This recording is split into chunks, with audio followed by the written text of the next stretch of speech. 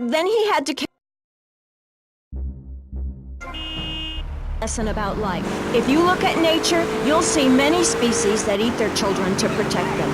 This is especially true of hamsters. It's about putting the family first. That's really important to me, and where a lot of my morality comes from. And if you don't like it, find your own husband and stay away from mine, okay? Okay, but, excuse me if I sound a little confused here, but I don't think I understand. Now, my morality comes from looking at history and biology and working out what's best for my kids and screw anyone else. That's what this country's all about.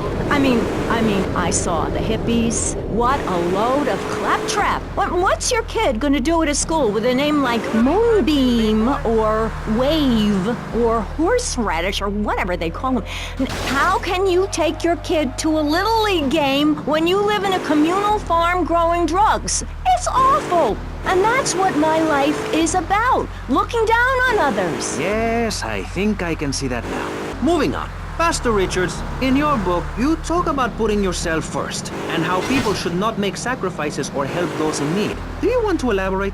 Oh, that's right. People need to learn how to take care of themselves and not depend on others. If you read chapter 45 of my book, I talk about how being selfish is a virtue.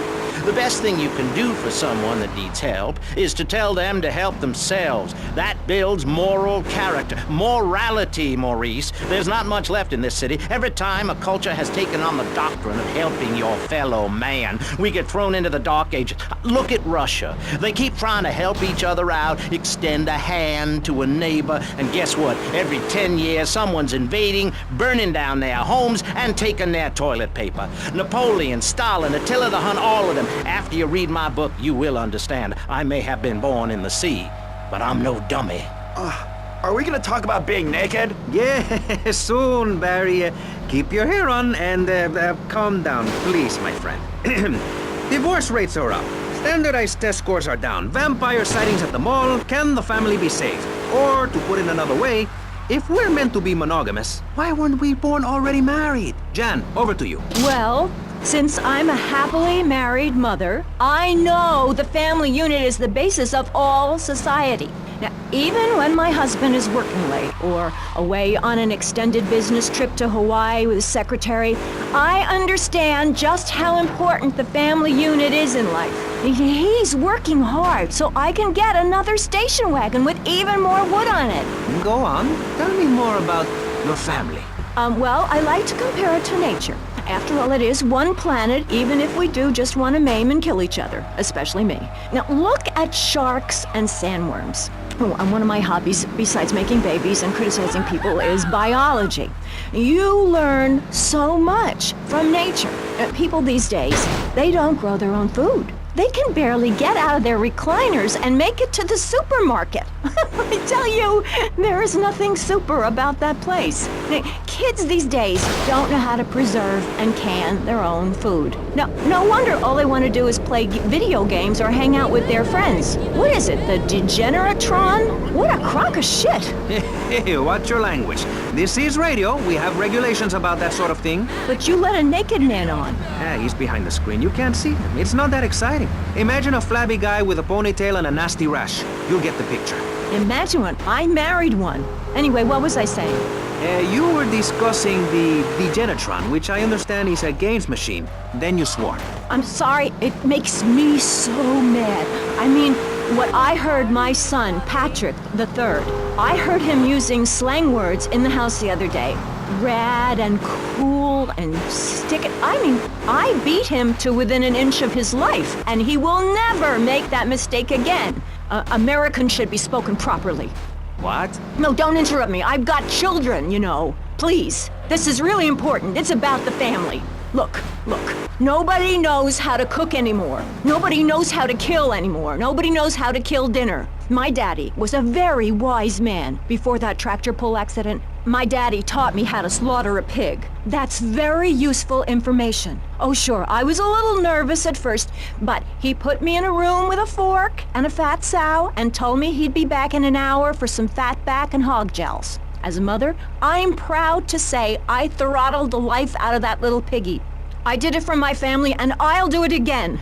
Feeding the family is my job as a mother. Daddy earns money and goes away with his secretary, and Mommy provides dinner and keeps a brave face on things, even though her heart is breaking.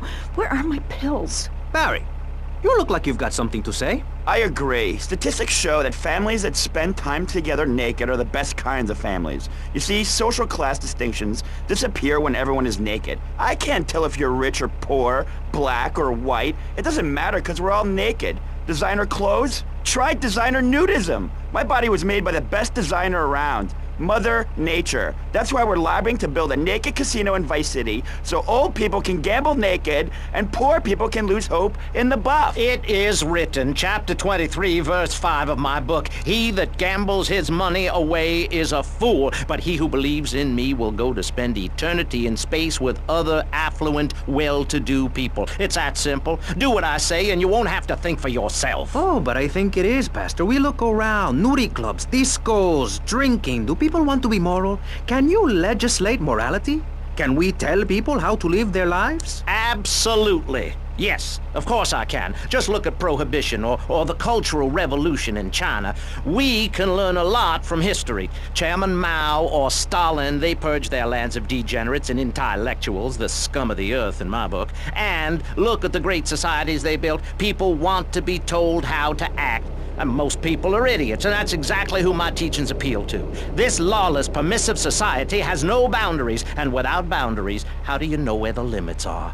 You have to know what's good and what's evil. You need someone to tell you so. Single moms have obese kids, it's a fact, while rich people have a lot of guilt, unnecessarily, in my opinion. I agree. I don't think these people understand just how hard it is to potty train. You have to give a treat when Precious makes a poopy. My kids are big-boned, and they eat prunes every day. But that's what's wrong with this country. All of this emphasis on being thin and healthy. When my children are hungry, I hand them a spear and send them out to the park to catch their own food. They're learning how to be self-sufficient. Yesterday, my youngest, Jono, killed the postman, but at least he was trying. So I gave him a cuddle. I told him to hit Daddy next time he comes home late, smelling of cheap perfume. Okay. It's time to take a break before we hear about any more criminal acts against government employees.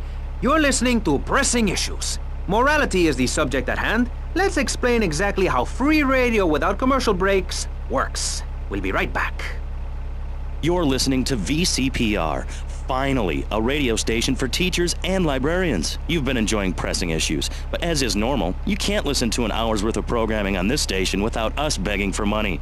It's the bi-daily begathon here on VCPR, where we hold your favorite shows hostage until you pony up some cash. You know what's so great about VCPR? It's like a shining torch of cultural enlightenment for Vice City. In these times of darkness, when the hordes are so uneducated they can barely understand multisyllabic phrases like, "Clean my shoes better, Marissa, or I'll report you to the IRS," or dialectical materialism. Isn't it pleasant to have a patronizing voice on the radio? That's right, Michelle. With the way things are going under Reagan, at any moment the unwashed Huns from the Midwest could descend upon Vice City and enslave the poets and postal workers and force us to watch network programming. That is a frightening thought. But like many things in life, you can throw money at something and feel better about yourself. VCPR is your public radio station, but you have to open your wallets. That's right. If you pledge at the $1,000 level, you'll get tickets for In the Future There Will Be Robots at the Vice City Arts Center. People who see that show say it's difficult to put into English.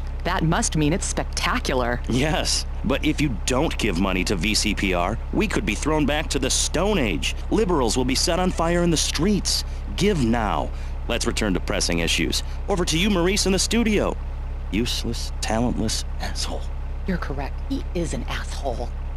I love those guys. Really professional and living proof that all of the best talent isn't on commercial networks. These people do it for love, because they have integrity, just like me. We're back with Pressing Issues. I'm Maurice Chavez, winner of 5 public radio awards in the Vice City area, including Best Voice. On this show, we take complex issues and boil them down to simple ones so you can understand. On this segment of the show, we are discussing morality. Since the beginning of time, man has asked questions. Why are we here? What time is it? And is there a place around here a guy can get a drink? Early man, as seen in the cave of Lascaux in France, questioned the morality of making the mammoth extinct. I think we all know what happened there. Is it society's job to tell each other how to live? Recently, Vice City considered passing a public curfew that says nobody can be on the streets after 8:30 p.m. Of course, the bill didn't get passed, but it made people think. If you don't vote, you get morons in charge. Is that moral? I'm not sure. Let's press the issue. Children should be at home with their parents naked. A curfew makes sense. Do you know how much money I save not having to wear trendy clothes? Read a history book. At the creation of the universe, the Big Bang, everyone was naked. Even you. Why do I have to stay behind this divider? Maurice, please! Because nobody is interested in seeing your business. Because we have standards of decency which you are offending. Look at me! I'm jumping up and down! Oh my goodness, get back behind the divider. Please, I'm married. What's so wrong with me? Why do you hate me because I'm happy? Jan, give me a hug. I won't hurt you. And by the sound of things, your husband is doing the same right now with his secretary. No, we've worked through it. He was stressed. It's hard keeping a family together these days. Everyone, take your clothes off and feel what it's like to be free of bondage. Everyone out there in Vice City, take your clothes off. If this is the land of the free, let's start with our pants. Feel the wind from the air conditioning. Ugh, a breeze is so liberating. Thanks very much. Now, if you could get back behind that divider, Barry, please. Otherwise, I'm going to have to ask you to leave. Thank you. Now sit down. On pressing issues, we think it is very important to respect one another.